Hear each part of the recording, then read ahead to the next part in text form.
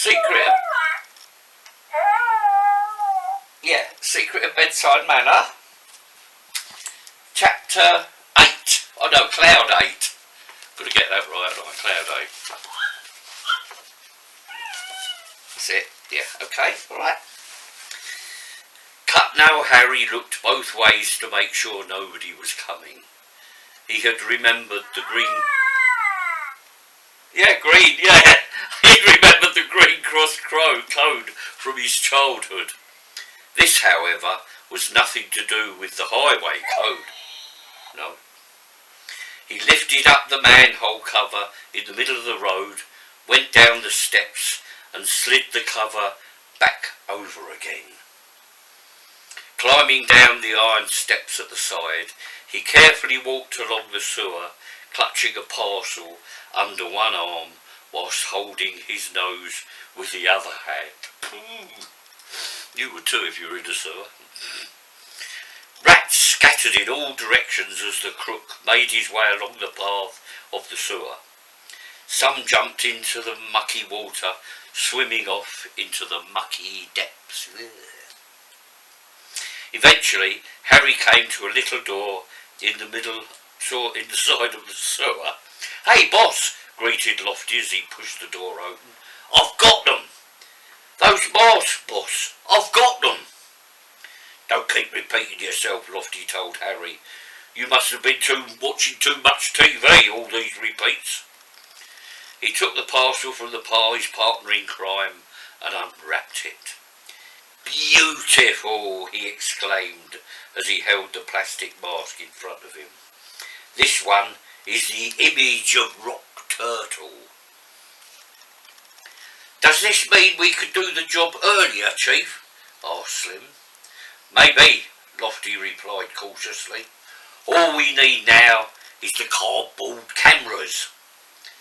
"I've nearly finished them, Chief," Slim told Lofty proudly. "I'm making them out of some old egg boxes." "See, Chief," Harry interrupted, "watching TV can be useful. Slim got the idea from Blue Peter." Anyone remember Blue Peter? "When are we going to do the job then, boss?" asked Slim. "Keep your voice down," Lofty told him. "Remember, walls have ears." Yeah, they do. "What, even sewer walls?" puzzled Lofty. "Or don't get it." "I don't get it," said Spotty Dick.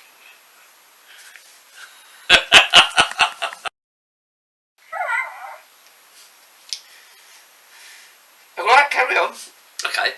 The walls didn't have ears actually, as I'm sure you must know. Sam's... He did, yeah, okay then. Can I finish the story? Thanks. Sam Spider did though. He'd been listening intently to the gang's new plans. Yeah, just like that. He had to lower himself down on a thread of his web to get closer to the conversation as the crooks lowered their voices. Yeah, like that. Hello, from away. Right. As the crooks were all gathered around the table, Sam decided to lower himself into a vacant chair. Just as he settled down, however, a brown rat jumped upon him and carried him away, struggling in his mouth. Ooh! The rat ran through a hole in the door and out into the sewer. "Oh, you got him then?" a big black rat greeted him. "Now drop him into the sewer, Randy." Randy dropped the spider into the ground and laid a paw on him to stop him running away. "Why do you want him dropped into the sewer, Adolf?" asked Randy. "He'd just swim away." "Stupid rat," Adolf admonished him. "Didn't you know that spiders can't swim?" "What you want with me, man?" asked Sam as he struggled beneath the rat's claws. "I ain't done nothing wrong." "Oh, come off it," hissed Adolf. We knows all about the operation. I don't know what you're talking about, Sam lied. You won't get any information out of me, man. Oh, won't we, said Adolf viciously. We'll soon see about that. What do you mean, man, asked Spider. Tell him, Randy, Adolf grinned. Will you see, my eight-legged friend? Randy sneered. We're going to leave you here, see? You won't have no food or nothing, see? After a few hours of that, this water's going to rise, see? Then it'll start moving, see? And you'll be swept away down the sewer and lost forever. You dirty rat, I still won't talk, Sam told them. I won't betray my buddies. Randy dropped Sam into the water. Plop. He and Adolf crept away, cackling as they went. We'll be back in half hour, Adolf shouted back. See if you've changed your mind.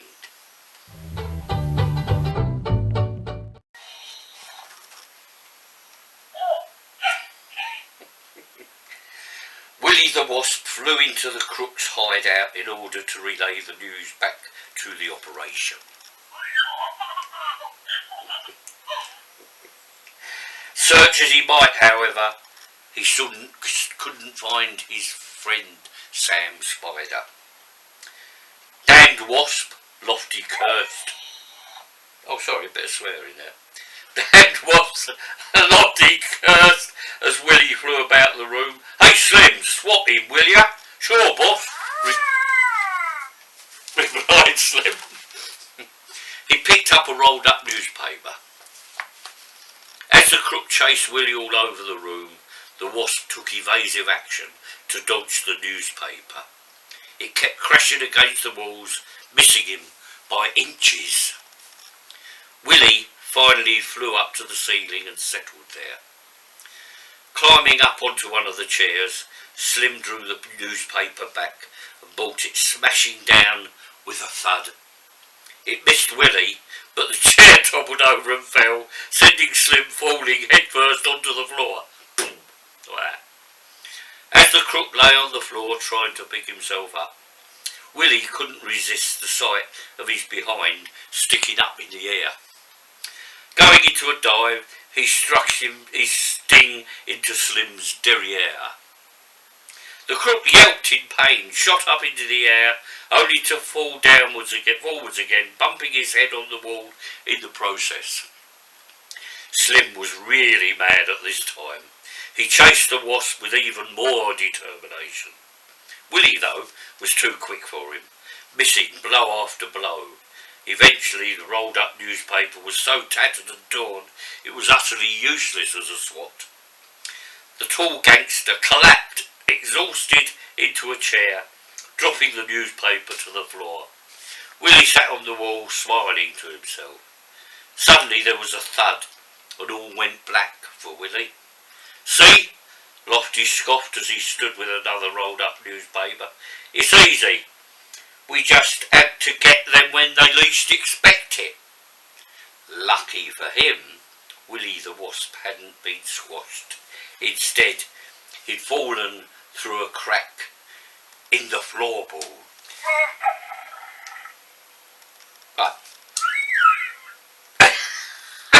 Okay, I'll carry on with the story now. Half an hour later, the rats came swimming back through the water. The water level was now... Like that, yeah. Like that, yeah. The water level was now... The water level was now rising, bringing Sam nearer the roof of the sewer. Change your mind yet? Cackled Adolf. No, man. No, man, never. Sam bravely defied the black rat. His eyes, however, betrayed his fear. They were flashing nervously as he began to feel the current pulling at him. You'll be sorry, Randy told him. Even if we don't get no information, we'll get rid of Operation's #1 spy. Why are you doing this, man? Asked Sam. Don't you want to get all those deadly insecticides and rat poisons stopped?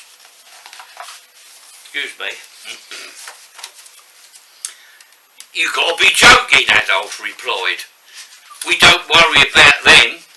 We're super rats, see? Them humans have been using chemicals on us for so long we've become immune to all that rat poison stuff. It don't harm us. We figured if all those humans keep making poisons and things and polluting the atmosphere with their cars, they'll eventually wipe everything out, including themselves, then we'll be able to rule the world. See? You dirty rats, Sam screamed at them. You'll never get away with it. What do you think of that, eh? Yeah. Yeah, there you go. Oh yes, we will, Adolf told them.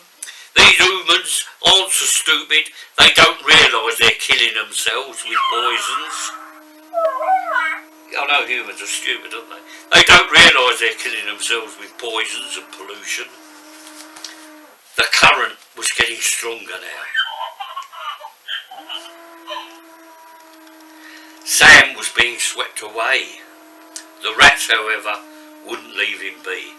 They kept swimming beside him, grinning and taunting him. Yeah, I know. Where was I? Grinning and taunting him. Sam was able to clutch onto the loose brick with a couple of his 8 legs. He tried to climb to safety. The two rats, however, grinned at each other in the most menacing way and swam towards him with a look of evil intent in their eyes. That won't do you no good, Adolf told him. That's why we're swimming along with you. You didn't think it was going to be because we like your company, did ya? It's just so we can give you a little nudge now and again, keep you moving. By the time Adolf had stopped boasting, Sam was already on the wall. As Adolf came towards him, he threw out a strand of web, which got caught in Adolf's face. Get him! Adolf screamed at Randy the brown rat. Get him! Randy swam towards Spider. Suddenly, Randy let out a yell. It was Willie. He'd fallen through the crack in the floorboards and landed in the water. The coldness and stench of the water brought him round. The current had swept him up the sewer to where Sam was fighting for his life against the current and the two rats.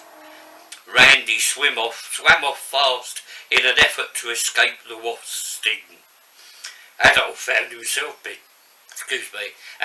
himself being swept away by the current, still entangled in Sam's web. Give me a hand, Sam, Willie asked his friend as he hovered above him. After Willie had pulled his friend to safety, they crawled along the ceiling back to the gangster's hideout just before the water filled the sewer to the top.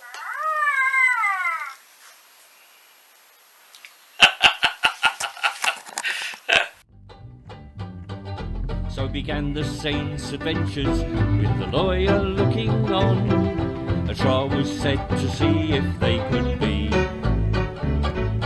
granted dispensation for rocking paradise, to send them earthbound back to the families. We are the saints, in paradise, sitting on a cloud to be preserved.